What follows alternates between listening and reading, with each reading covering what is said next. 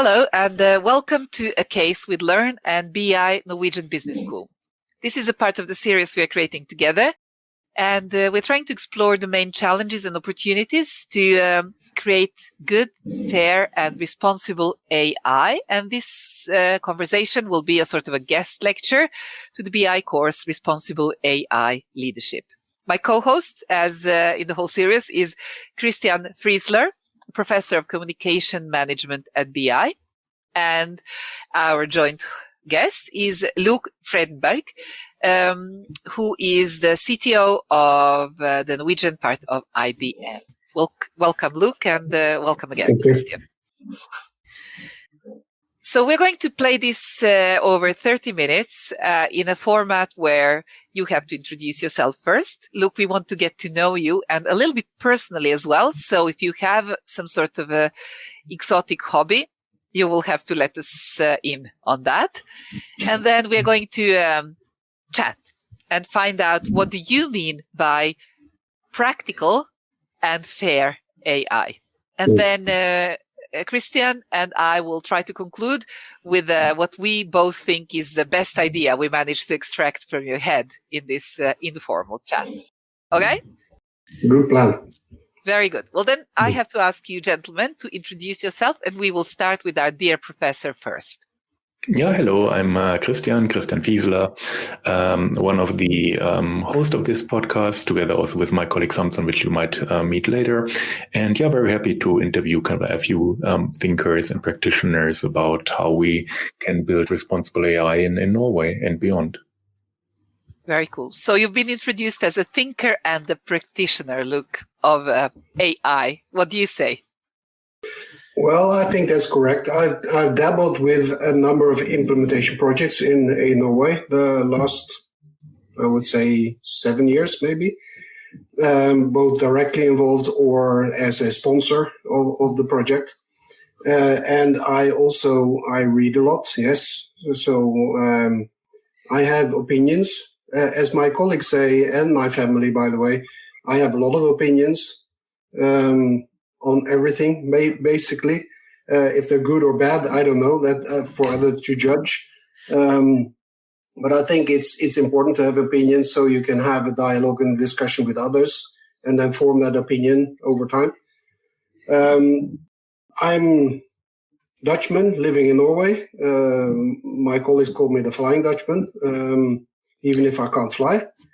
I'm a technology optimist, as I call myself, and but there are obviously, and that's basically also interesting in this talk, there are negative effects on all kinds of technology development, research, development, and implementation that we need to take care of, and that is something that I'm very focused around, both with my projects where I'm involved, but also in general.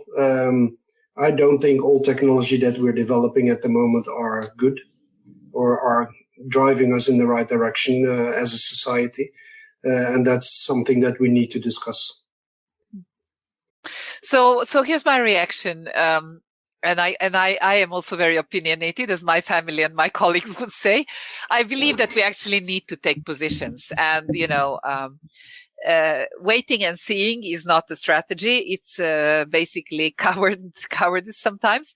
I think we need to think carefully about things, and I need to think and rethink and reposition as the situation changes. But I think we actively need to think about the future. It's like David Bowie says, the future belongs to those who can hear it coming. And I think we need to be active listeners, which is what the students now are doing as well. And then the other thing I want to say is that I'm not a technology optimist, by the way. I'm a technology opportunist. So I think that's even more active, so it's like you say, we need to think about the opportunities. We need to believe that the future is good, I think, in order to be able to both live and want to build something. But I think we have to be also a little impatient in finding the right opportunities and openings, for our companies, and then exploiting them in a way that supports our cultural values as well. What do you think about that? Yeah, I totally agree. I think that we need to take a stand on what we believe is proper implementation of technology versus improper technology implementation. And then we need to, as Groucho Marx said, I'm a man of principles. I have many, but if you don't like them, I have many more. And that's not the way we should treat principles. They should mean something. So that's some of the things that I've seen internally in our organization when we talk about ethical development research on AI types of technologies and how you do that. There has to be some sort of governance structure around that governs it, not too tight, because otherwise you stymie innovation and development. But at the same time, there has to be some sort of correction. And in my role as lead architect on many projects, where I also was responsible for this governance in the project, somebody from the organization, from the client where I was working, a large public sector client, they said it's not the fact that you can say yes to things that is important. It's the fact that you can say no to things and stop them. And that's where we should do much more, I think, where we say this is right, let's promote that. This is wrong, let's stop that. And we don't do that enough, I think. I think you're right. And I think this, sometimes we also, I think, cop out a little bit because we say this is something we don't know enough about. This is something I don't know enough about. So I think it's also a joint responsibility to figure things out as quickly as the world changes. And that's partly what we're trying to do here. Christian and I are beginning to converge on an idea. And Christian, please stop me if you disagree. But this idea of regulating technology, etc., I think the word principles that you used, Loek, is extremely good, because the way that we try to both manage projects and growth and even regulation of technology is a little too rules-based, a little too specific.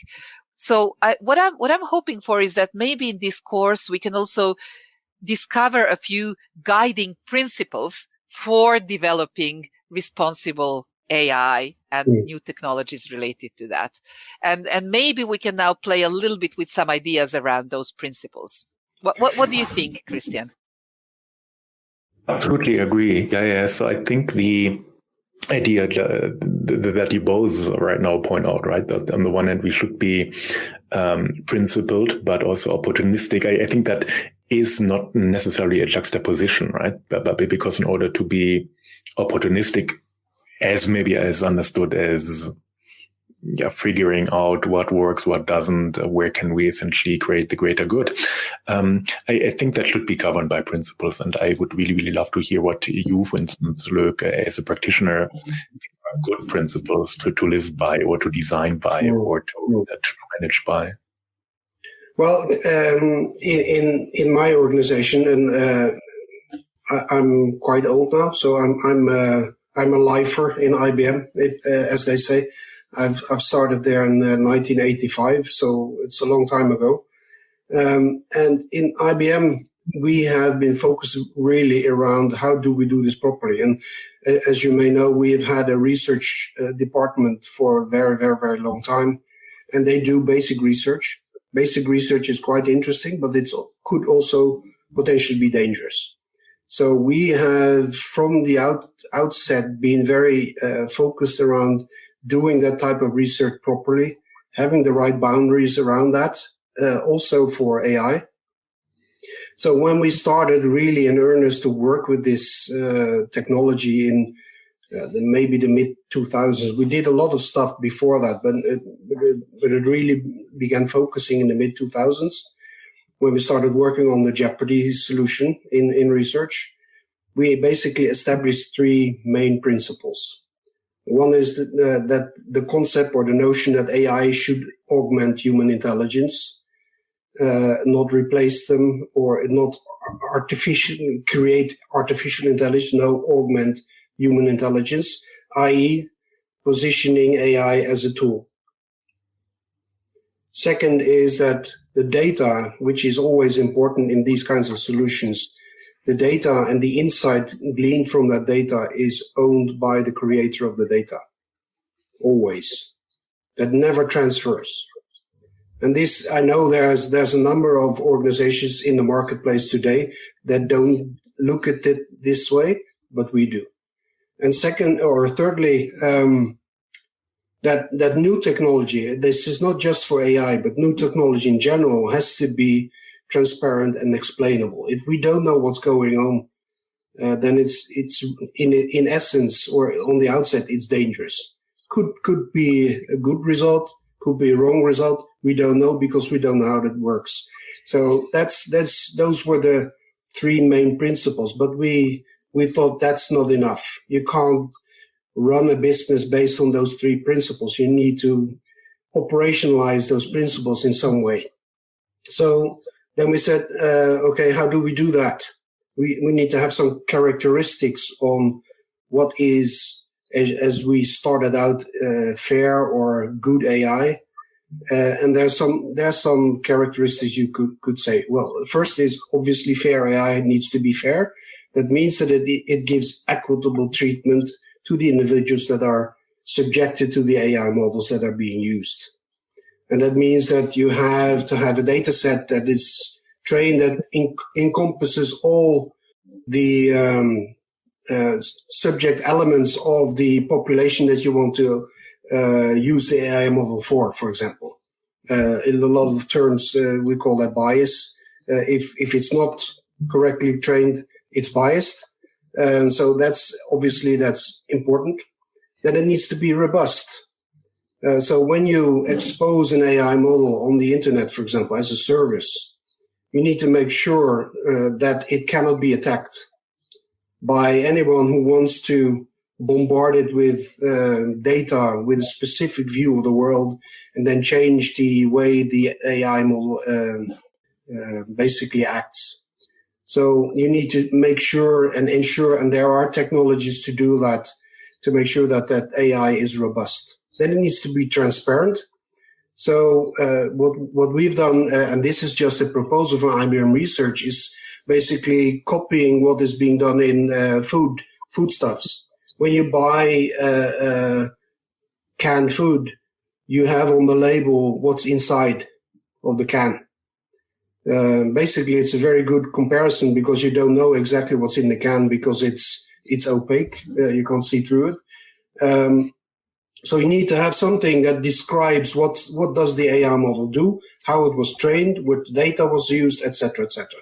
This is what we call AI fact sheets, which is basically a certificate of the AI model that is being produced. And then, last but not least, AI needs to maintain data privacy. So even if you expose or you train data with personal information on people, once the AI model has been trained and it's using that knowledge, that insight in that training data for individuals that use the model afterwards, there should not be any possibility to understand what data has been used to train the model, because that needs to be private. Obviously, also the data from the person it's subjected to the AI model has to be private as well, so it needs to be protected. So from that perspective, we're not talking maybe not as much about fair and good AI, but AI that we implement with trust, AI that we as human beings, as customers, as patients, that we trust that the AI model will do good for me when I'm subjected to that model. That's what we're trying to achieve. Can you give us some examples? Because IBM has been at the forefront of developing actually AI in many cases. So some of your favorite examples of where this works well. I think we have a lot of good examples in healthcare, actually. Even if we have struggled, we've faltered, But we are doing a lot of good work now with models in healthcare, especially around image recognition of different types of radiology images, for example, or trying to identify cancer or lesions or those kinds of things. And there's a lot of progress. I know there's a lot of investment going in from a lot of companies in the industry, not just IBM. And I think there's being made really, really good progress. And there's a real incentive to do that, because there is a lot of problems in the way we are doing that type of work today. There's a lack of radiologists. They don't have enough time to do proper investigation of the information. The medical technical units like scanners and those kinds of things get higher and higher resolutions. So there's more and more detail on the pictures that are maybe not seen by the doctor. So using AI in that area is really, really good. But on the other hand, if you look at image recognition or face recognition, which basically you could say is the same type of technology, they were not doing good. So we had technology doing facial recognition. And we actually were told by a customer of ours that our facial recognition technology did not do well. It was biased. It did not capture all the nuances of the different types of faces. So we worked together with that customer, IBM Research. We produced a new data set where we thought this is a non-biased, all-encompassing data set with images, over 1 million people involved in that data set. And we still didn't get it. We still were not able to create an AI model that was unbiased, that actually was fair and balanced in the way it performed. So that led us actually, after our AI review board internally said we should stop this, then Arvind Krishna, our new boss, was actually one of the first things he did. He announced that we were going to get out of the image recognition for facial recognition altogether. So we stopped developing, we stopped the research, and we stopped the products. And that actually gave us a good idea on regulation as well, because regulating, saying image recognition is bad, stop that in general, then we wouldn't have been able to do that type of image recognition in healthcare, because we didn't have that technology then, we couldn't use it. So we started thinking there has to be a way where we can say we can use this type of technology in some ways, in some use cases, in some contexts, but not in others. Thereby, we started thinking about more risk-based type of regulations. And our chief ethical officer, Francesca Rossi, she's part of this EU council around AI. And she's working with the EU members on this AI Act that they're working on, the regulation that is coming from the EU around implementing and developing AI in the EU. And they started talking about we have to be more precision focused around regulation, saying we can use it here, we can't use it there. And if we use it there, we should use it in this way, much more precise than just saying image recognition can't do that. So I think that was a good example of how we tried to do it right. We found out that there was no way that we were going to get there from a technical perspective, and then said, okay, then we have to stop it. We have to really do something else, something different. Other areas, I think, where we use image recognition, for example, is in the concept of Industry 4.0, where we do product quality image analysis in product lines. So we have cameras in the factory looking at the products going on the conveyor belt, taking images, doing all kinds of different types of spectral analysis, and then saying, is this product correct, yes or no? Now there's maybe not as much ethical or fairness in those kind of applications of image recognition. But at the same time, you could say that if it doesn't capture faulty products, and that could be whatever, it could be bicycles, could be food, we're actually working with DigiFoods and Photon Foods to research programs here in Norway. We are working with them, not on the image recognition side, but on the other side with getting value out of that using blockchain. But the interesting thing is that there are repercussions of not having a good model identifying those problems with the products. That has consequences for the consumers that buy those products that are in the shop afterwards. So I think there's a lot of good use cases and good examples of implementations of that there. And then we have a lot of focus on natural language processing, a lot of documentation where we can speed up the way structured or unstructured data, I should say, prose text-based documents can be processed within a company with higher quality than if you didn't use those kind of models. So actually, and there's a great example in Canada made by a student called Do Not Pay. Have you heard about that? It's a crazy idea from a student. He said he was sick and tired of getting parking tickets. So he created a chatbot that basically had read the parking laws in his state. And that chatbot can ask a number of control questions to when you have gotten a parking ticket, and then understand if that parking ticket was correct or not. And if not, it creates a letter with all the right legal terms that you can send to the one that owns the parking lot and say, I contest this parking ticket. And it saved millions of dollars. And he created that AI type of app. It's not really AI what he did, but still he's making more and more sophisticated use cases now. He did that in the course of a week. He had the first version of that during the weekend, and then he finished it during the week.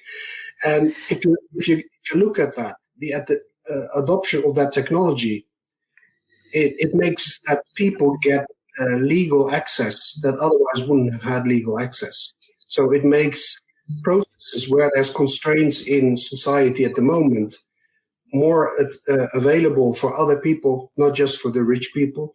So I think, and that's why I say I'm a technology optimist. I love those kinds of use cases where we actually can speed up those kinds of processes and make free up capacity and have the people that work in those processes use their capacity elsewhere.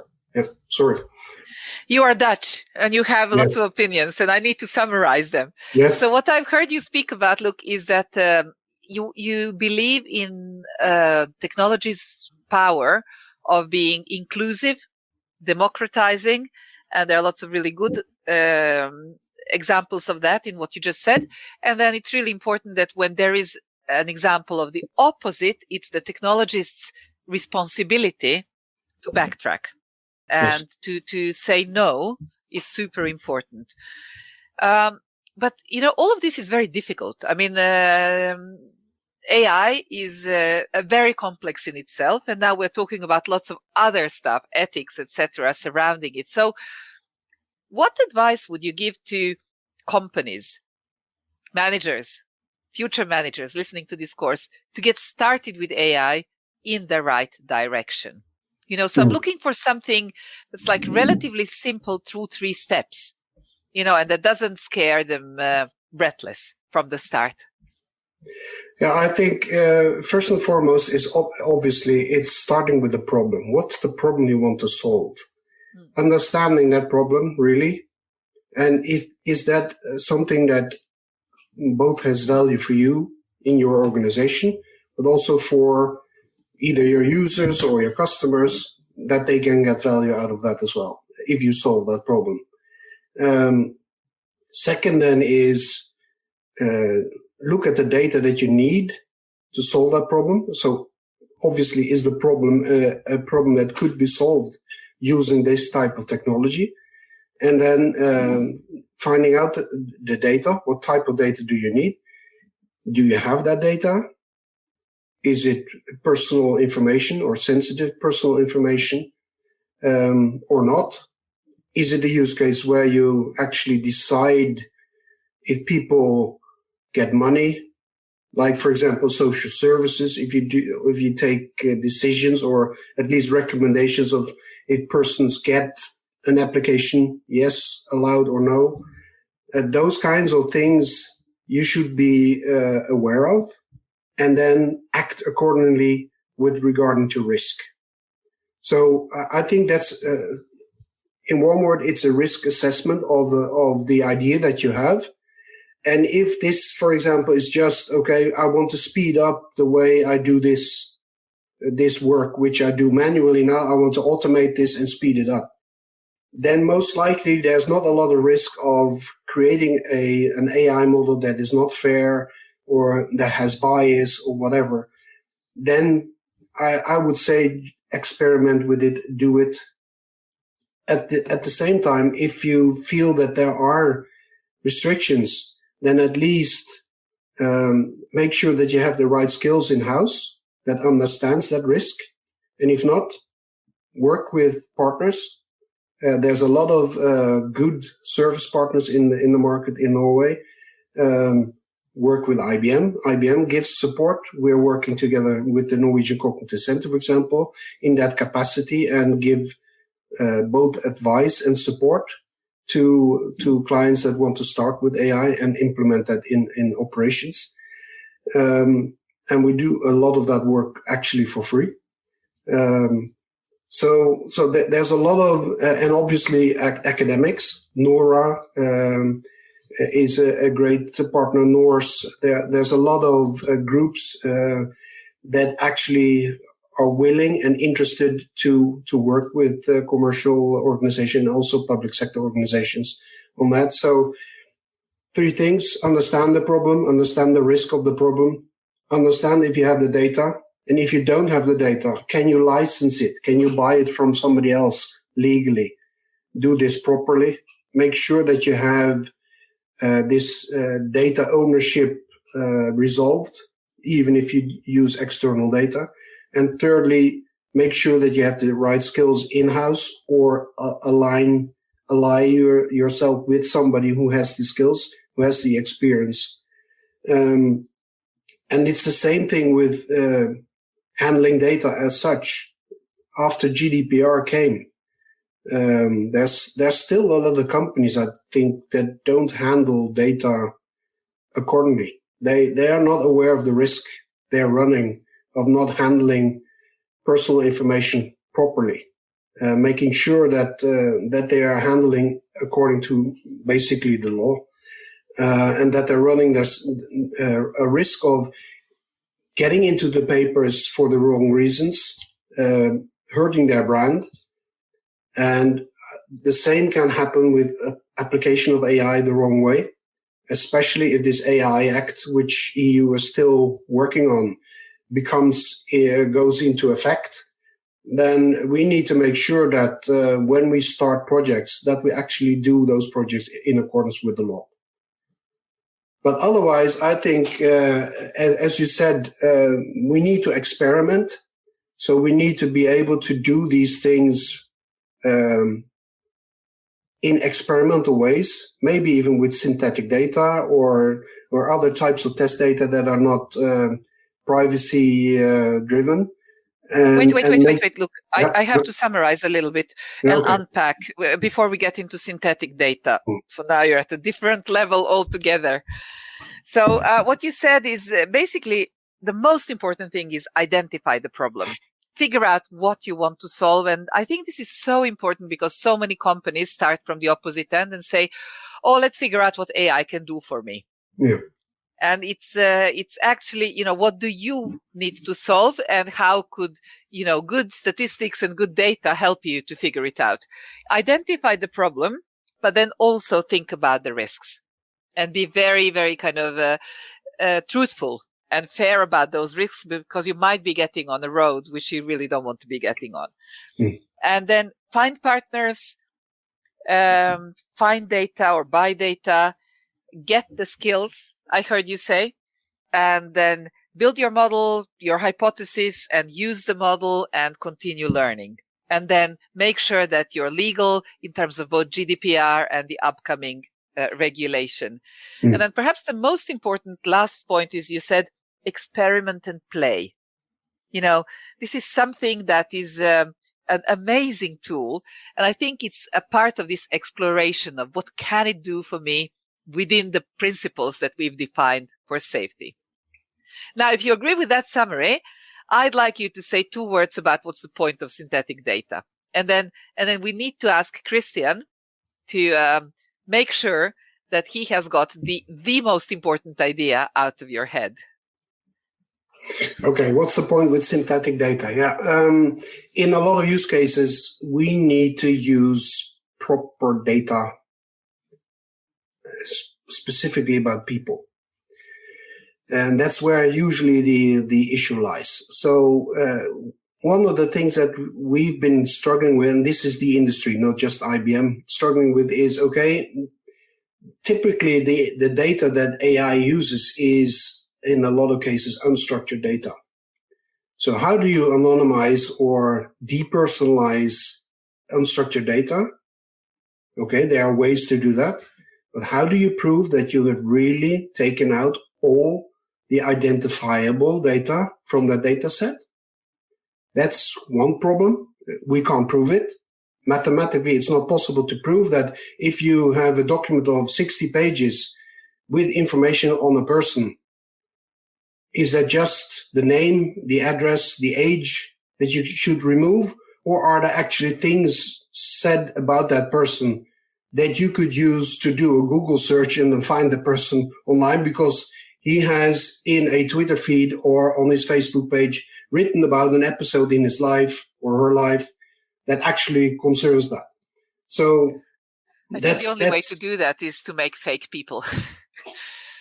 And there comes synthetic data. The research now is much more focused around using real data, but turning it into a fake person. So making sure that, what are the characteristics of that data, translate that into a fake person with the same types of characteristics, obviously then different ones, but that can trigger the same type of reaction of a model. So the problem with anonymizing is that you filter out important characteristics of the data, which then is used to train the model, and the model doesn't understand or is not reacting properly because you've taken out the characteristics that basically that person is. So if you are able to synthesize those characteristics from the person into a new data set, which is a fictitious person, but has similar characteristics, then you can still use it to train the model and you get the right results. So that's an important area of research, I think, where there's a lot of work to do still, but it's very promising. Christian, what's the one thought that you want to hear about, and what the one thought you will remember? Well, I will remember many, many thoughts, and I think you will as well. But it's a little bit hard to say this is one thought, right? Because Loek, you have this wonderful manner of essentially breaking it down into several interconnected steps, right? We have to approach it this and this and this way. But I think to maybe put a little bit of a tie around what we are discussing today, I like the point that you both raised, this idea of experiment and play where it can do no harm, right? And I think in one of our upcoming lectures, we will also talk a bit more about the idea of a sandboxing, finding some type of collaborative learning space to figure this technology out. And I think what you, Loek, also just now mentioned with the idea of synthetic data, or earlier on maybe making the conscious decision, this is a field where we can currently experiment and learn, for instance, maybe more in food processing than in facial recognition. I think both of these approaches, right? Thinking where is experimenting, playing, learning, where is that with the current way that we understand the technology, where is that feasible and safe? And on the other hand, doing that with tools like synthetic data, which are inherently safe. That is, I think, a really good point that stuck in my head, which I didn't consider as such before. I think from my perspective, I love actually this idea of experiment and play as well, because I think we can get so heavy talking about all the mathematical complexities of AI and then all the ethical complexities of AI. And I think it's a technology that you only understand once you've started sandboxing, like Christian was talking about now. So there is a bigger risk of not doing it at all than doing it, stepping slightly in the wrong direction and then learning quickly and adjusting your way of applying it. So I guess a responsible AI in my head is also partly actually active AI and then thinking responsibly. Yeah, I'm making sure that you always have to, I think a good example or reflection is, if that AI model was used on me, would I like that or not? If the answer to that question is no, don't do it. Or at least make sure then I have to rethink and remodel or redesign the model until I say yes to that type of question. So asking those kinds of questions, both when you create your AI solution or when you do research in both areas. So right from the start and right where you are applying the technology, you need to ask that same question is, if I was being subject to that, the result of that model, would I have a problem with that, yes or no? You use this quote by Max Telmark, AI will be the best or worst thing ever for humanity, so let's get it right. And I think your chat with us now proves that point, or proves the necessity of that point really, really well. Christian, would you like to conclude? I think that's a wonderful conclusion. I think I would conclude with saying thank you so much, Loek, for spending the last half hour with us and sharing all your insights and experience. Thank you very much. Happy to be here, and thanks for having me. Thank you.